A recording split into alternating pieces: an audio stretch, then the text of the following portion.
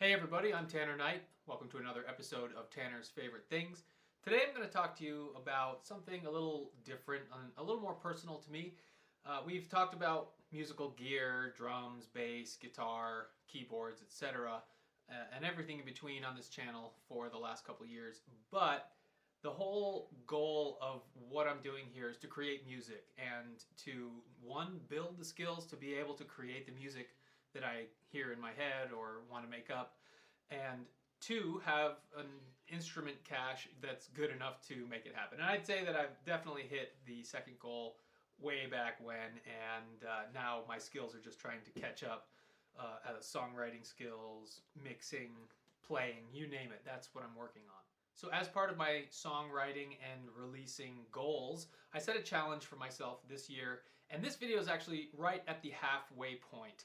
So for the year of 2024, I plan to release one song every single week. And it actually is going to end up being more than that because I have a few bonuses here and there. But we'll have at least one song every single week. And I've been on track so far, and that's why I want to talk about this. We're at the halfway point. It seems like a good place to take a step back, see kind of what all has been done, and talk about the things that are coming up a little bit. So if you aren't aware, I actually do have quite a bit of music that you can stream today on Spotify, Apple Music, YouTube, anywhere where music is streamed.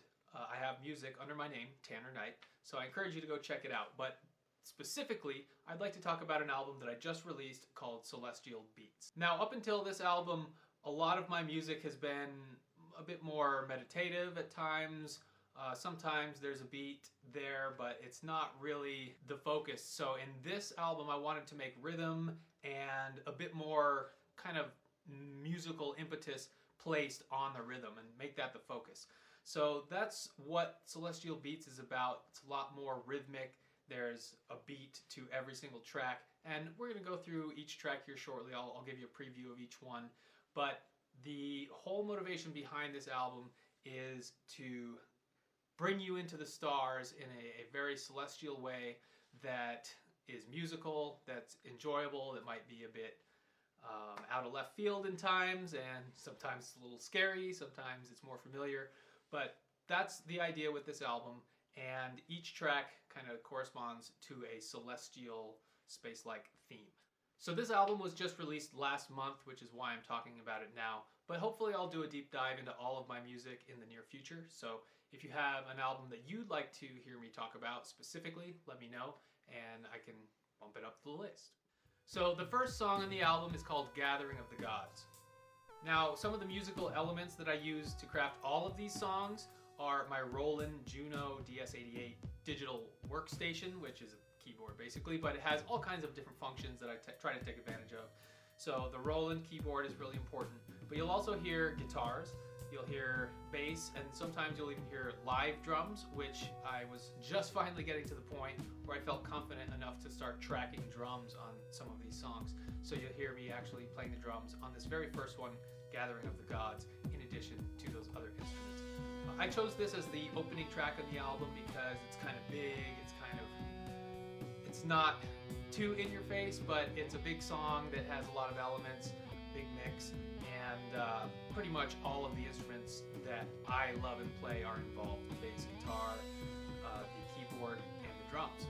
I believe there's also some vocals in this track, if not, maybe some other tracks, but there's no words to any of these songs, so they are purely instrumental, but I do like to add voice for texture, so you'll hear some vocal textures throughout the album. I do plan on having an album in the near future that takes advantage of a more kind of song format where I'm actually singing like an actual singer and not a texture creator, but keep your eyes posted for that. That's going to be part of this challenge.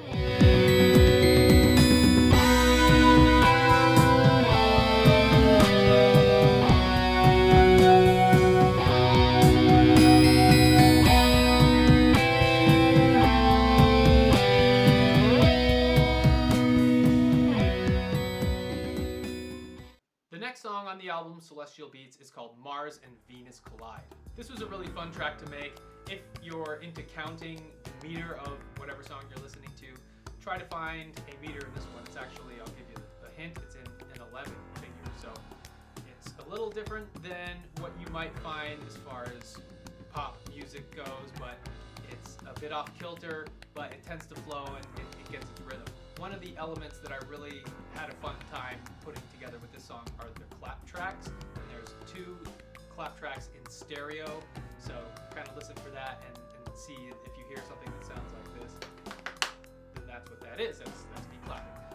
Otherwise, we have the Roland DS88 involved, as well as my live drum set, which at the time was a Tama Royal Star kit from the early 80s.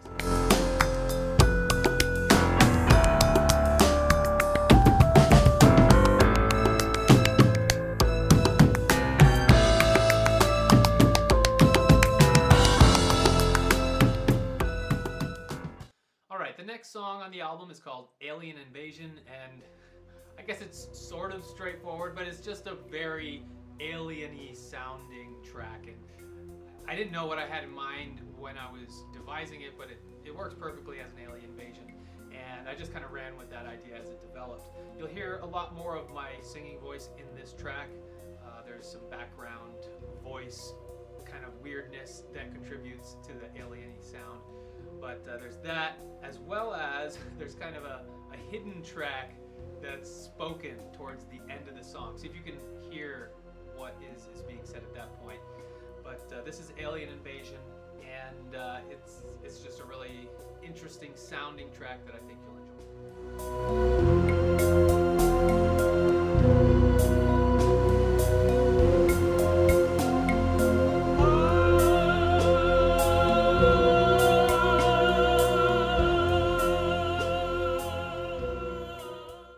The next song is called Andromeda, and Andromeda is a galaxy, I believe, not too far actually from the Milky Way. And the Andromeda galaxy is just really large and vast, and this is kind of a more up-tempo song, so it felt like it really fit within the Andromeda sphere of things. So Andromeda is, like I said, a bit more up-tempo, and as a result, it needed a bit more heaviness. So you'll hear a lot more guitar, driving guitar in this song, and I would consider this more of a guitar-based song, even though there's all kinds of musical elements involved, but it's kind of guitar-oriented. So this is called Andromeda.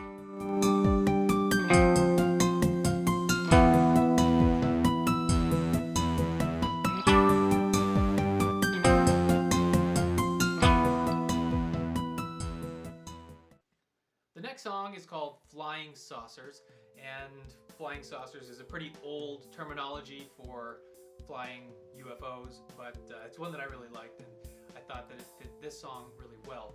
Again, we're dealing with an odd time signature. It's a 5/4 situation, 1, 2, 3, 4, 5, 5 beats per measure, so that's something that I really like playing around with, and it forces me to come up with different melodic ideas.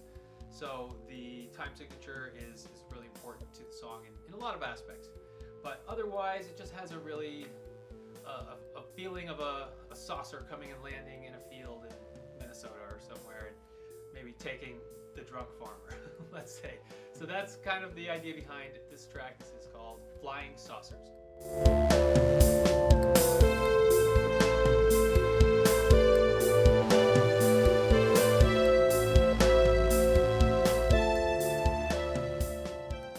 The next song on the album is called Purple Voyage, and that track might be kind of vague, but I kind of like the vagueness about it because the way I envision this track, what would it be like floating through space? Just no goal in sight, you're just on a trajectory that was somehow set for you.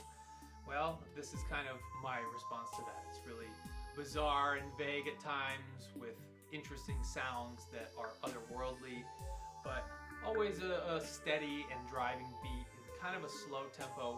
We're not talking about a high tempo dance song here. Things are mellow. We got some time to sit back and enjoy the voyage. And I figured a part of that would be purple. I don't know. I've seen pictures from NASA's massive cameras that show purple galaxies, and that's what I was envisioning for this. So that's Purple Voyage.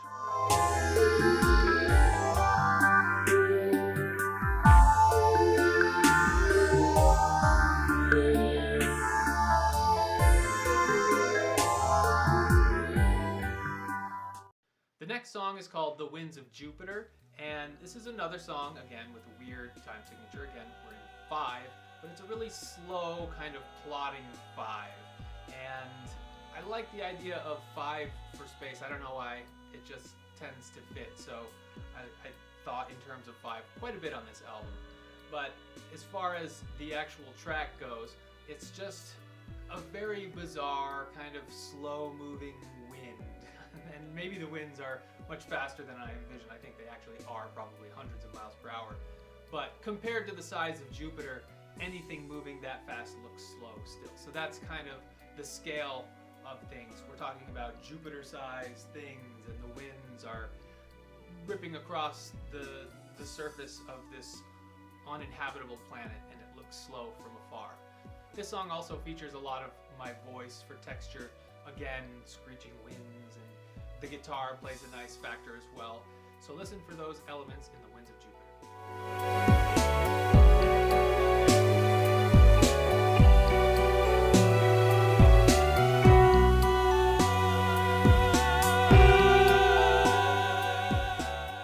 The next track on the album is a celestial body that we happen to belong to. This track is called Milky Way. And I think of the Milky Way as a comforting place. This is where we live, we're in it, so there's no place like home. So I would say that this is the closest song to a ballad on the album. It's not in your face, it's not very edgy for the most part. It's kind of a slower tempo and a bit more contemplative.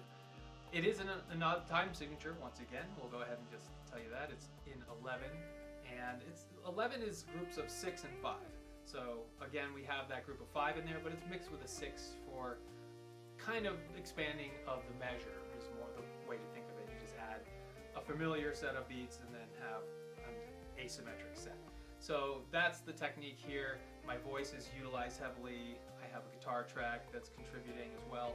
So the Milky Way is a very vast and spacious and welcoming place, and hopefully you can hear that in this track called Milky Way.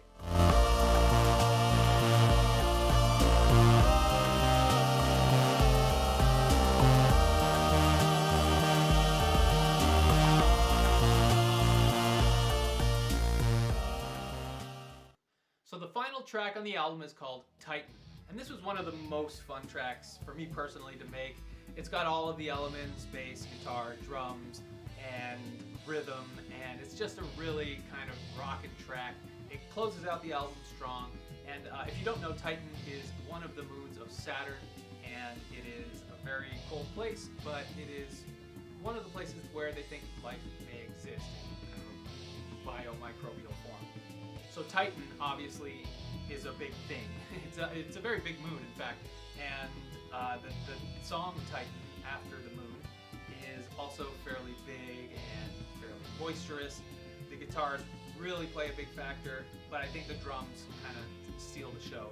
The rhythm is the main impetus for this song. I'd say that this is as close to what I would call a dance song on the album, so if you want to get up and shake your booty, feel free. This is Titan.